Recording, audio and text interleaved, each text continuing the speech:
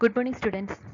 Till the last class, we were discussing about different layers, protocols, network software, network architectures, etc.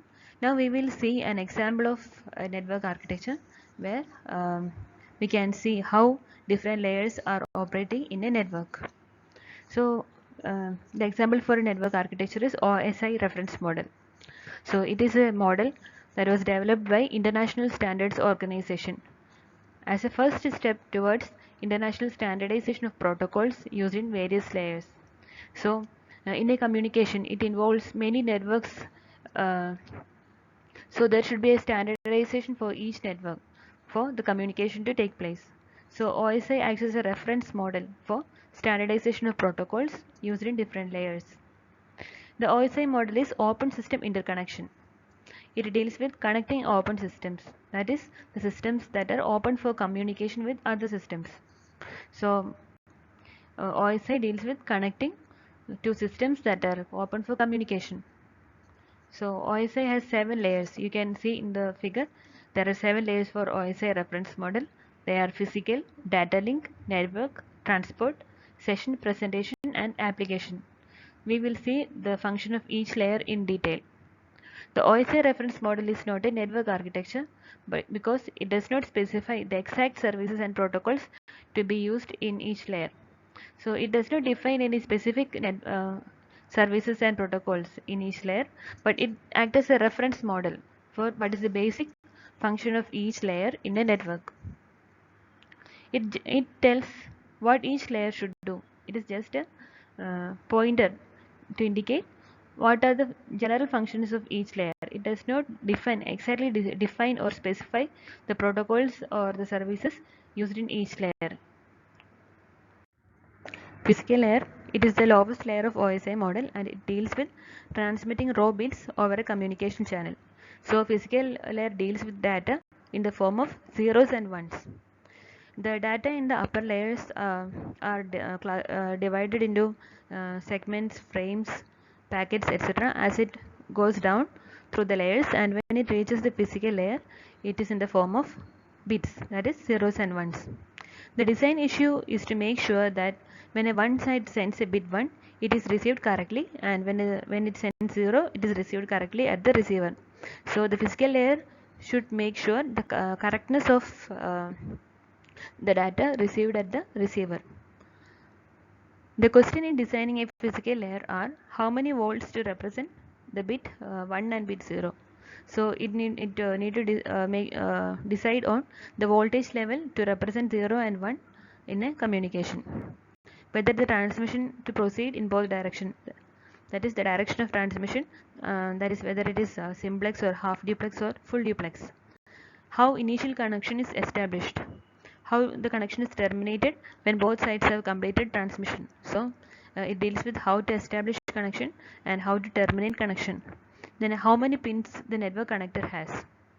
The design issues largely deal with mechanical, electrical and timing features and the physical transmission medium which lies below the physical layer. So the physical layer deals with the physical features of the network, that is the electrical connections, the mechanical devices, the timing interfaces, etc. and the physical medium which are involved in a network communication. So it deals with the physical features of the network, and here the data is it is handling data in the form of zeros and ones. Now comes data link layer.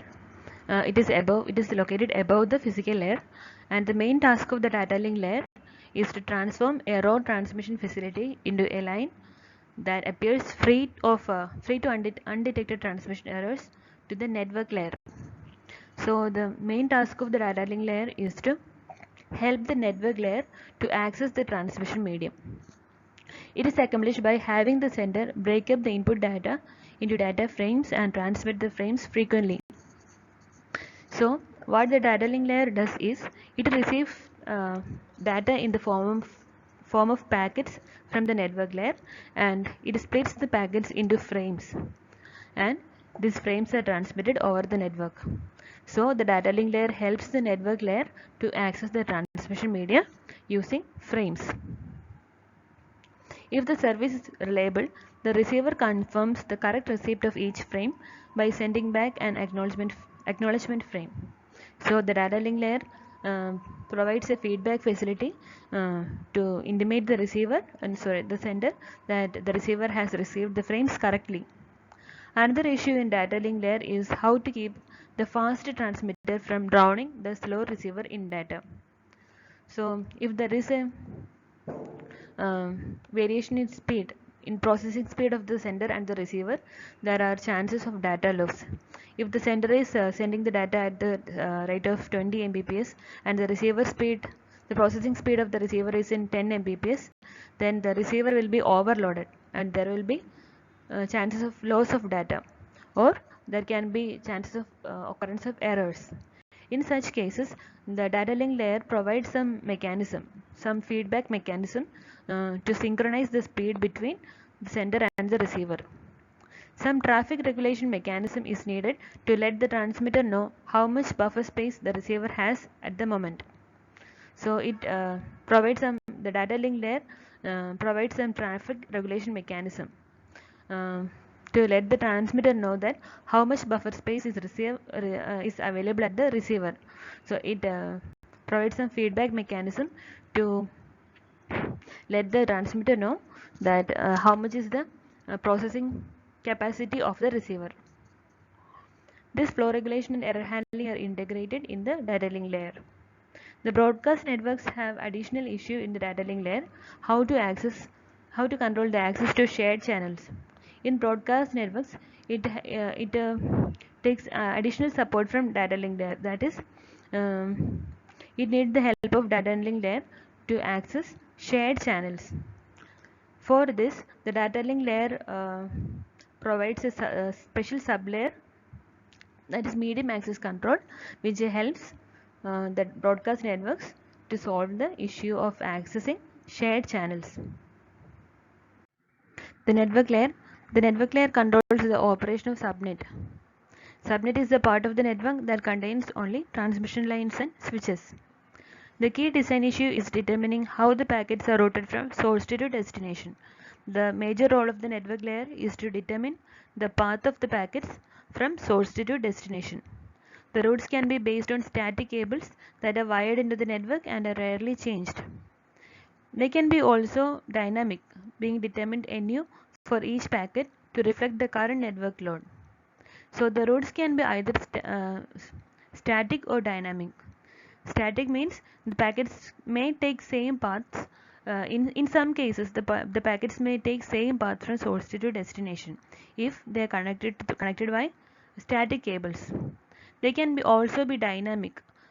In some cases, in most of the cases, the packets will take different routes from source to destination, and the path taken by the packets will depend on the network load. So it is not necessary that all the packets in the same communication need to follow the same route. It will take different routes depending on the load of the network. If too many packets are present in a subnet at the same time, it will form bottleneck traffic. If too much loading in the network can result in bottleneck traffic. The control of such congestion also belongs to the network layer. The quality of service provided is also a network layer issue. The quality of service, that is the speed of the communication, the transit time, etc., are also network layer issues. When a packet has to travel from one network to another to get to its destination, many problems arise.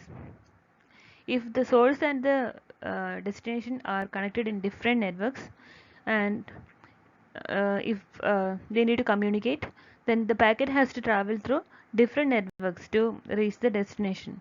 So in such cases, there are some problems that can take place. The addressing used by the second network may be different. The addressing scheme of the first network and the second network will be different. So in such case, problems can arise. The second network may not accept the packets because of size. There is a size limit imposed by the first network, and the second network will be different. So in such cases also there can be problems. The protocols may differ. The protocols used by the layers in both the networks will be different.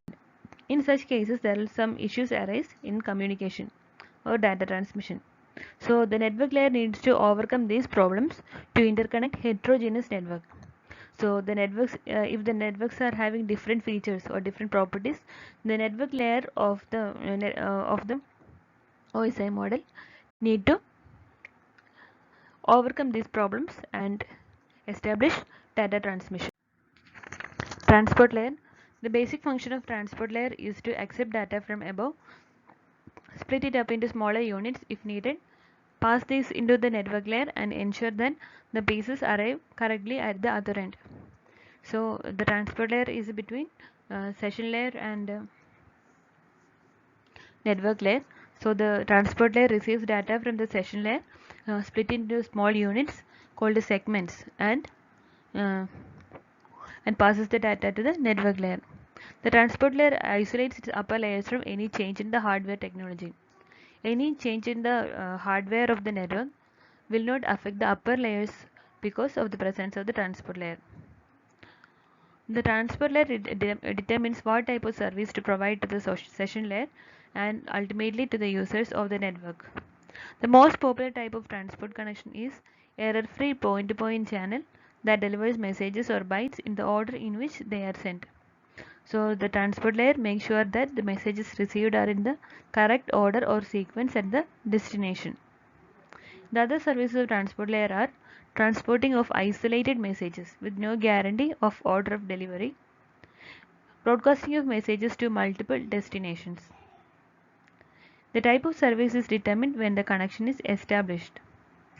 The transport layer is a true end-to-end layer all the way from source to destination. The transport layer is a layer in which the data is transmitted directly from source to destination. In this layer, in all the other layers, like in physical data link and network layer, there are intermediate nodes or routers in between uh, through which the data is passed. But in transport layer, the data is directly transmitted from the source to destination. So it is called an end-to-end layer. Session layer. Session layer allows the users on different machines to establish sessions between them. The session layer offers various services like dialog control, token management, and synchronization. Dialog control means keeping track of whose turn is to transmit. Token management means preventing two parties from attempting the same operation at the same time. Synchronization. Checkpointing long transmissions to allow them to continue from where they stopped after the crash. Now the presentation layer. The presentation layer deals with the syntax and semantics of the information. It performs translation, compression, or encryption and decryption. Translation means the presentation layer receives data from application layer in the form of characters and numbers. So the presentation layer converts these characters and numbers to binary form. Then compression. To save the space, the data compression is done at presentation layer.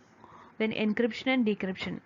To ensure some the security over the network, some encoding is done in the presentation layer. That is encryption, and the decoding is called decryption.